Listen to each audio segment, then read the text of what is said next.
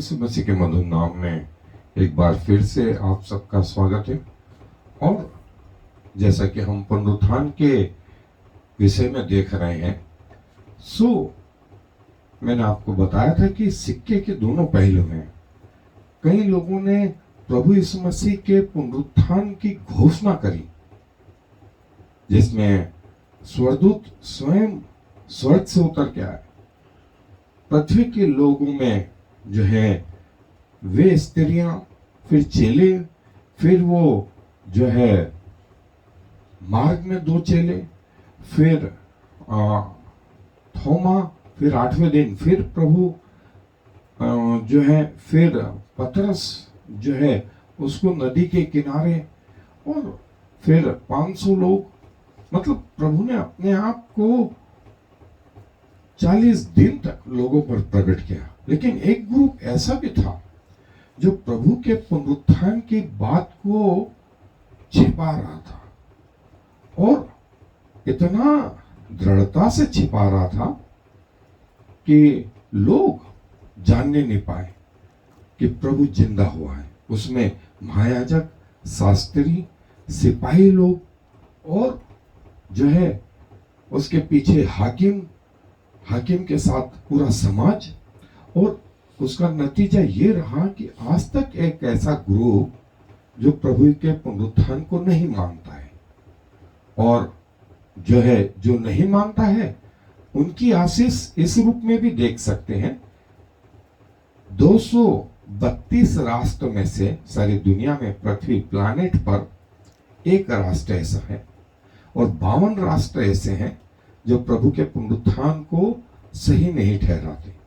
लेकिन 160 से ज्यादा राष्ट्र, 450 करोड़ से ज्यादा लोग पुनरुत्थान को सही ठहराते हैं, क्योंकि पुनरुत्थान के कारण उनके जीवन में जो बदलाव आया, जो उद्धार का अनुभव हुआ, जो मोक्ष का अनुभव हुआ, जो नजात का अनुभव हुआ, जो साल्वेशन का अनुभव हुआ, वो अद्वितीय है।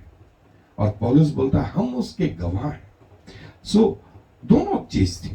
एक वे जिन्होंने पुनरुत्थान को भरपूरी से क्लेम किया। एक ग्रुप ऐसा भी था जिसने पुनरुत्थान को जो है भरसक कोशिश करी दबाने की, और उसके पीछे जो था वो शैतान था कि कम से कम लोगों को वास्तविकता का एहसास नहीं हो और वे वास्तविकता को कभी जानने नहीं पाए। याकूब जो है प्रभु यीशु मसीह का जो भाई था, उसके पहले की पत्री, इब्रानियों की पत्री में 12वां अध्याय जो है नए नियम में, आप मेरे साथ निकालें, इब्रानियों की पत्री का 12वां अध्याय, और मैं उसकी पहली आयत से पढ़ रहा हूं। यहां ऐसा लिखा है, इस कारण जबकि गवाहों का ऐसा बड़ा बादल हमको घेरे हुए है, तो आओ हर एक रोकने वाली वस्तु और उलझाने वाले पाप को दूर करके वह दौड़ जिसमें हमें दौड़ना है, धीरज से दौड़े, और विश्वास के कर्ता और सिद्ध करने वाले यीशु की ओर ताकते रहे, जिसने उस आनंद के लिए जो उसके आगे धरा था, लज्जा की कुछ चिंता न करके क्रूस का दुख सहा और सिंहासन पर परमेश्वर के दाहिने जा बैठा। इसलिए उस पर ध्यान करो जिसने अपने विरोध में पापियों का इतना वाद विवाद सह लिया कि तुम निराश होकर हियाव न छोड़ दो। तुमने पाप से लड़ते हुए उससे ऐसी मुठभेड़ नहीं की कि तुम्हारा लहू बहाओ, और तुम उस उपदेश को जो तुमको पुत्रों की न्याय दिया जाता है भूल गए हो कि हे मेरे पुत्र, प्रभु की ताड़ना को हल्की बात न जान, और जब वह तुझे घुड़के तो हियाव न छोड़। ऐसा बड़ा बादल जो रोके हुए उसको दूर करें, और प्रभु के इस पुनरुत्थान की घटना को प्रभु ने जो है सब लोगों पर नहीं, लेकिन कुछ लोगों पर प्रकट किया। आए कुछ evidence of resurrection of Jesus Christ जो है परमेश्वर के वचन से देखिए। जैसा एक गवाहों का बादल जो इस सत्यता को दबाने में लगा हुआ, और दूसरा जो उसको प्रकट करने में लगे हुए हैं। सो प्रभु के जो है जी उठने के प्रमाण इतिहास से मिलते हैं, प्रोफेसी से मिलते हैं। जो कुछ प्रभु के बारे में स्वयं प्रभु ने कहा, पुराने नियम में भी कहा, पिता ने कहा, वचन में कहा, मूसा ने कहा, भविष्यवक्ताओं ने कहा, वो सब बातें पूरी हो रही थी। सो और इतिहास में जैसा मैंने बताया कि बीसी बिफोर क्राइस्ट, एसी मतलब आफ्टर क्राइस्ट, प्रभु का दिन, रविवार का दिन आज भी 2000 साल बाद नहीं बदला। और जो है प्रभु के जो है जी उठने की घटना जो है चारों सुसमाचार में, मत्ती, मरकुस, लूका और यूहन्ना रचे सुसमाचार में, ये क्रमवार अध्ययन के रूप में। सो हमारा प्रभु जिंदा हुआ है, ऐसा न सिर्फ इतिहास में, प्रकृति में भी स्त्रियों ने, स्वर्गदूतों ने, चेलों ने कई बार, और पौलुस बोलता है कि मैं और वर्तमान में कलीसिया आज तक इस बात को प्रकट करती रहती है कि प्रभु जिंदा हुआ है। और न सिर्फ जिंदा हुआ, वरन उसने आज भी जो है वो जिंदा और पिता परमेश्वर के दाहिने हाथ विराजमान और हमारे लिए निवेदन करता रहता है। सो उद्धार का काम जो 2000 साल पहले शुरू हुआ था, वो आज भी जारी है। लोगों के पाप आज भी जो है धुले जा रहे हैं। लोगों को जो है उद्धार का अनुभव हो रहा है, किसी भी धर्म या जाति के क्यों ना हो। यदि उसकी तलाश सच्चे परमेश्वर तक है तो उसकी मंजिलें प्रभु यीशु मसीह में पूरी होती है। सो प्रभु जो है अपने कहे अनुसार जिंदा हुए, और जो है उनकी जन्म के समय में भी भविष्यवाणी करी गई थी कि वो राजा होंगे, वो याजक होंगे, और वो हमारे लिए मरेंगे। और फिर जो है संसारिक रीति से देखें तो आज भी वो जगह जहां प्रभु की लोथ रखी गई थी, वो जगह खाली है, और वहां वो पत्थर हटा हुआ है। वहां लिखा हुआ है कि वो यहाँ नहीं है, वरन मरवों में से जी उठने वालों में पहले उठा हो गया है। और जैसा पुनरुत्थान उसका हुआ, जैसी देह उसको दी गई है, वैसी देह हमें भी दी जाएगी, वैसी देह हमें भी दी जाएगी। और जो है प्रभु जो है जी उठने के बाद स्वयं उन्होंने कहा, देखो मैं मर गया था, अब जी उठाऊं और युगान युग तक जी उठाऊं, और मृत्यु और अधोलोक की कुंजियां मेरे पास है। प्रकाशित वाक्य के पहले अध्याय में प्रभु ने कहा, और फिर ये भी कहा, वे सब जिन्होंने प्रभु को भेजा था वे भी उसे देखेंगे, वे भी उसे देखेंगे, और उसके कारण छाती पीटेंगे, क्योंकि उन्होंने प्रभु के कारण मन नहीं फिराया, वे मन के कठोर रहे। और जो है पौलुस पहला कुरिन्थियों उसके 15वें अध्याय में, पूरा 15वां अध्याय इस बात को समर्पित है कि कैसे पुनरुत्थान होता है, कैसे एक दाना बोया जाता है, उसकी जगह बहुत सारे दाने आते हैं जो प्रभु यीशु मसीह के जो है पुनरुत्थान को बताते हैं। वो खाली कब्र, आज भी लोग जब यरूशलेम जाते हैं तो यरूशलेम में उस जगह को जहां प्रभु गाड़े गए थे, रखे गए थे, वो जगह को देखने जाते हैं। वो जगह जहां से वे स्वर्ग गए, उस जगह को देखने जाते हैं। और ये पक्के प्रमाण है। सो वो प्रमाण प्रभु को देने की जरूरत नहीं है, वो हमारे जीवन परिवर्तन के लिए जो है प्रभु ने बनाई।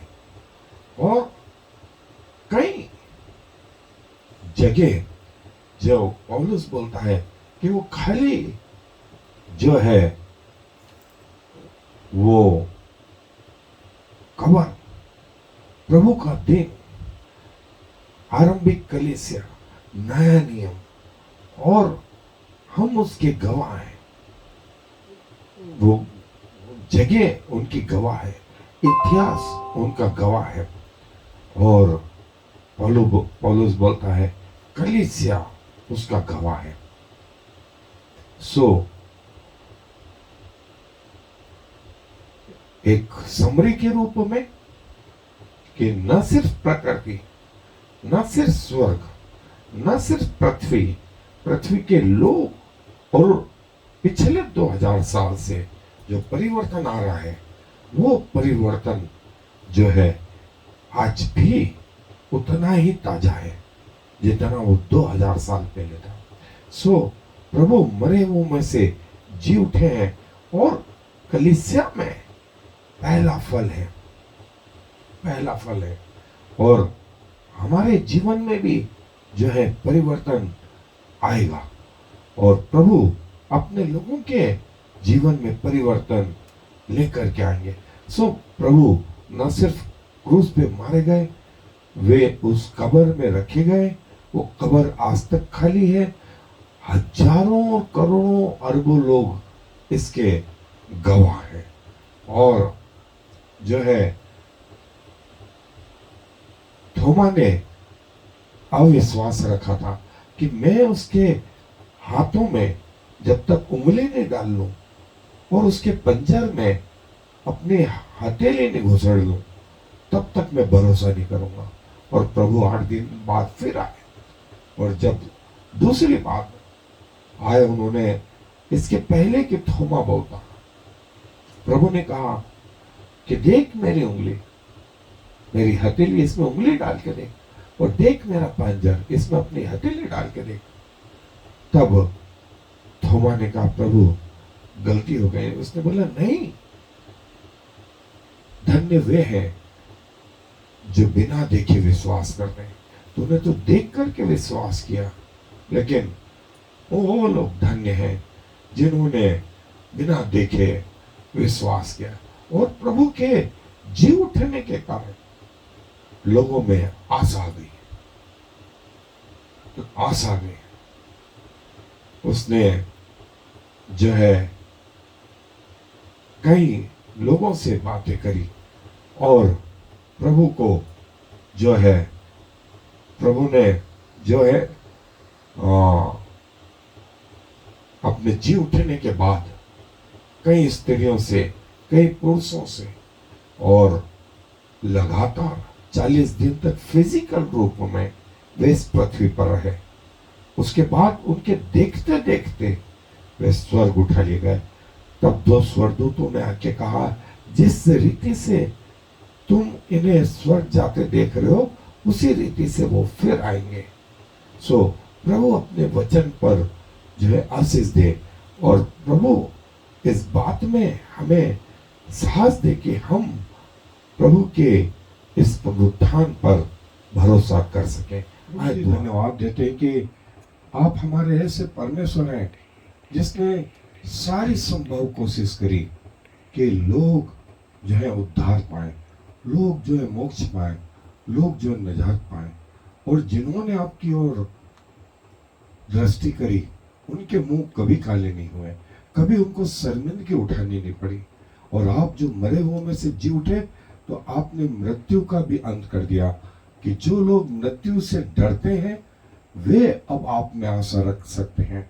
और जो है मृत्यु के बाद आपने कहा कि मैं तुम्हें अनंत जीवन मिलूंगा, कि जहां मैं रहूं वहां तुम भी रहो, मैं तुम्हारे लिए जगह तैयार करने को जाता हूं। सो प्रभु क्या कहें, मनुष्य के जैसे विचार है प्रभु, मनुष्य का सा सोच है, लेकिन बावजूद इसके, हमारी कमियों के बावजूद, हमारे पापी होने के बावजूद आपने हमसे प्रेम किया और यह अनुग्रह दिया कि हम आपके पास आ सके।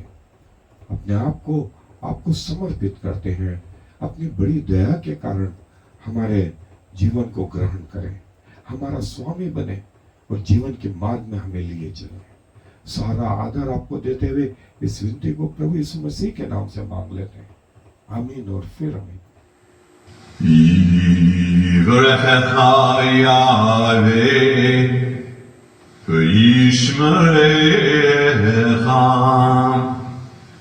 יאר יהוה ויחונך, יישא יהוה פניו אליך וישם לך shalom. May the Lord bless you and protect you. May the Lord smile on you and be gracious to you. May the Lord show you his favor and give you his peace.